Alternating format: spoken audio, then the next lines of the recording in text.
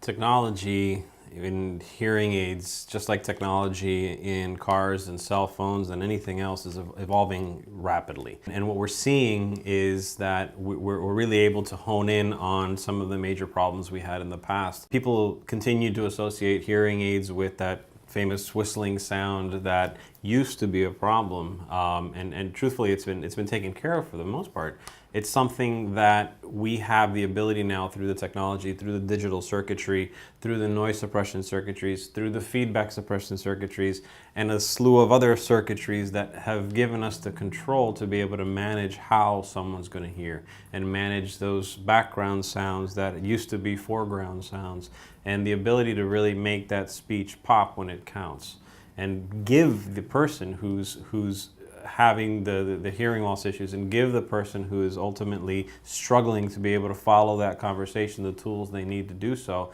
and do so in a comfortable way. The technology that we have now gives us the ability to control how that individual is going to hear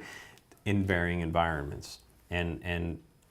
on top of that, now we have the ability to allow the hearing instruments to self-adjust. Whereas in the past, someone needed to be on the volume control or pushing a button or applying some sort of a change to the hearing aid manually. The hearing aids these days truly are fully automatic and have the ability to recognize when you're in a quiet place versus a loud place, and whether that there's someone speaking in that quiet place and in that loud place, and adjust accordingly so that the sound is as clear as we can get it. Now we have the ability also to do this in a way where they truly are invisible. Hearing aids have come a long way as far as their size and the power that we can provide in an instrument that is truly invisible in the canal, that cannot be seen, is something that is pretty impressive. If you look at what goes into building these things and the microprocessors that they use in order to make these so small, these hearing aids truly can be worn without anyone being aware of it.